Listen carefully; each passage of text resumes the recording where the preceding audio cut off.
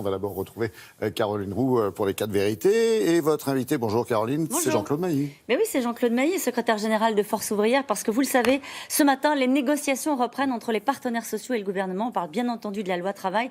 Et le texte définitif sera connu bientôt, le 31 août.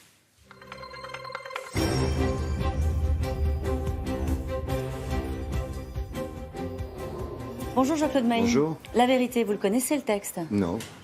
Non, franchement, non, je ne connais pas le texte. On a discuté énormément depuis l'élection présidentielle, finalement.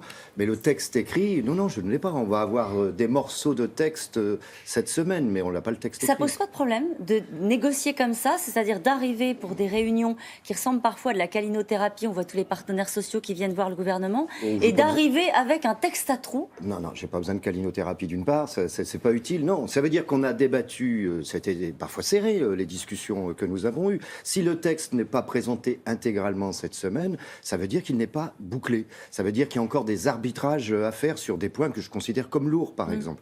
Donc, ça veut dire que rien n'était écrit d'avance. Hein. Si vous voulez, pendant la campagne présidentielle, Emmanuel Macron, c'est comme dans un magasin, il a mis des têtes de gondole, maintenant il fallait remplir les rayons et c'était pas rempli. Les intentions étaient très claires, c'est-à-dire qu'on vous a laissé des marges de négociation, mais la ligne d'arrivée était connue pour Emmanuel Macron. La réforme de la loi travail.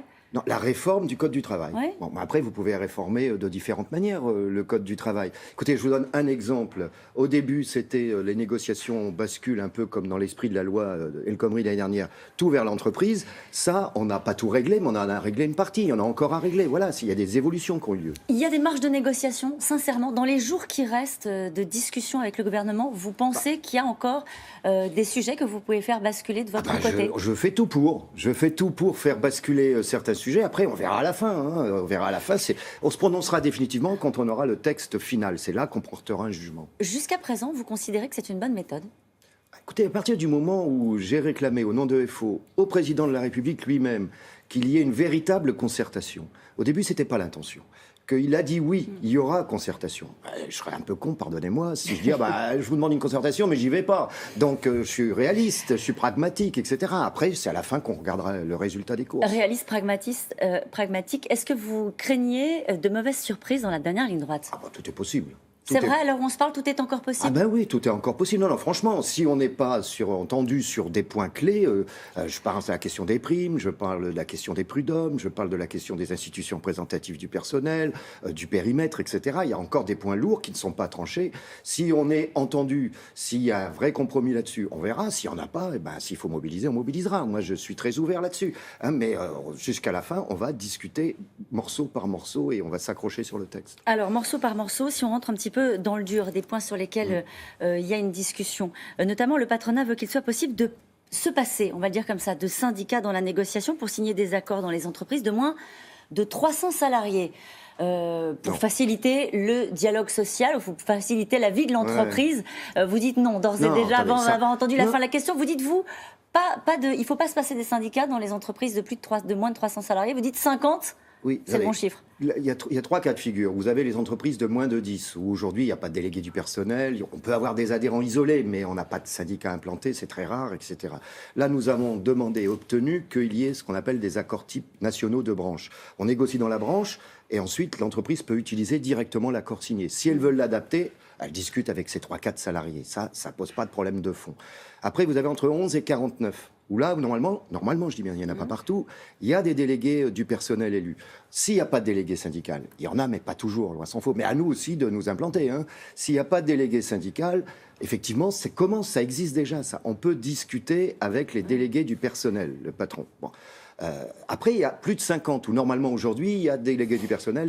Là, c'est plus de 50, nous on dit, ce sont les syndicats qui doivent négocier. Et donc, on n'accepte pas de monter à 300. Mais ça, le gouvernement le sait. Il a tous les documents, il a toutes les lignes rouges, il sait jusqu'où il peut aller. À partir de là, à un moment donné, qui va décider à la fin? Le président de la République. C'est lui qui va dire, OK, j'entends là-dessus, j'écoute pas, etc. Donc il faut qu'il contente Jean-Claude Mailly ou plutôt le patron du MEDEF. C'est ça son sujet? Je suis sûr qu'on ne sera pas d'accord sur tout, d'une manière ou d'une autre. À un moment donné, il faut qu'il essaie de trouver un équilibre. Est-ce qu'il le trouvera ou pas? C'est son problème, c'est pas le mien. L'entreprise pourra-t-elle passer outre un accord de branche, par exemple, et décider de changer une règle sur les CDD? Ça, c'est pas réglé complètement non plus. Par exemple, le recours Ouais. Le motif de recours au CDD, nous, on veut que ce soit dans la loi. Donc ça, c'est pas réglé. Après, qu'on puisse rediscuter dans l'entreprise du renouvellement, ça peut se faire. Pas dans l'entreprise, dans la branche. Hein, d'ailleurs, c'est prévu dans la branche. Au début, ça devait être prévu dans l'entreprise. On a exigé que ce soit dans la branche. Là, on a été entendu. Mais par contre, sur les motifs de recours, pour nous, ça doit rester dans la loi. Est-ce que vous arrivez à convaincre votre base, tous ceux que vous avez emmenés manifester contre la loi El Khomri, que ce texte sera un bon texte pour les salariés, qu'il sera favorable pour le dialogue social dans l'entreprise, qui peut même créer des emplois, puisque c'est ce que dit le gouvernement? Créer des emplois, je suis pas sûr. C'est pas là-dessus. C'est surtout la croissance. C'est l'un des qui crée arguments du gouvernement. Oui, non, d'accord, mais c'est surtout la croissance et l'activité qui crée des emplois d'une manière ou d'une autre. Donc ça, c'est clair. La base, il faut expliquer, bien entendu. C'est compliqué, Jean-Claude Mailly? Non, le texte est compliqué. Attendez, moi, je maîtrise pas tout. Hein, je suis honnête. Hein, heureusement qu'il y a des juristes à FO qui éclairent, etc. Alors après, une majorité de l'organisation. Parce que je ne sais pas s'il sera bon le texte, ça je le saurai à la fin. Ou pas bon, ou pas bon, je le saurai à la fin. C'est important ce que vous êtes en train de dire. Ça veut dire qu'à l'heure où on se parle, vous ne savez pas si c'est un bon texte? Ah bah non, je ne l'ai pas. Non, mais vous avez commencé à discuter déjà. Ah oui, non, mais on a discuté, on a fait déjà évoluer des choses. Il y a des choses où je n'ai pas de réponse. Donc, à la fin, c'est sur le texte qu'on se prononce. C'est sur du concret. C'est pas sur des discussions. C'est sur du concret. Après, dans toute organisation, un syndicat, c'est pas une entreprise avec un PDG. Donc, il y a ceux qui oui, il faut continuer à discuter. Ça, c'est la majorité. Après, vous avez les grognards fidèles et vous avez les grognons à l'heure. Voilà, ça a toujours existé. Ceux qui se réclament, par exemple, plutôt un arbre, ils râlent tout le temps. Ça, c'est la vie. Ça pose pas de problème. Est-ce que vous considérez, j'ai entendu tout à l'heure, vous disiez, si le texte ne me convient pas, je mobiliserai comme les autres, comme va le faire d'ores et déjà la CGT. Est-ce que vous diriez, encore une fois, à l'heure où on se parle, le texte n'est pas fini, que le climat social est incertain? Ah oui, il y a une dose d'incertitude forte, parce que c'est le premier gros dossier sur le plan économique et social, cette loi travail. Hein. Donc ça va donner le là, hein, si vous voulez, d'une certaine manière, ça va donner le là sur la suite des événements, parce que je rappelle que derrière ça, il y a les discussions sur l'assurance chômage, avec y compris le problème de pouvoir d'achat avec la CSG, pour les retraités, etc. Il y a le problème de la formation professionnelle, il y a le problème de l'apprentissage, et l'année prochaine, il y a le problème des retraites. Et donc ça donne le là, où ça démarre à peu près correctement, et les concertations se poursuivront, où ça va tendre. D'ailleurs, si ça tend, ce sera avec tous les syndicats. Il ne faut pas se faire d'illusions. Hein. Ah ben oui, si ça tend là, ce sera avec tous les syndicats. Donc c'est au président de la République de choisir où il veut que ça se passe correctement, mais il faut qu'il écoute, lui et son gouvernement, où il fait un autre choix, de passer en force, et il y aura tension, puis on verra.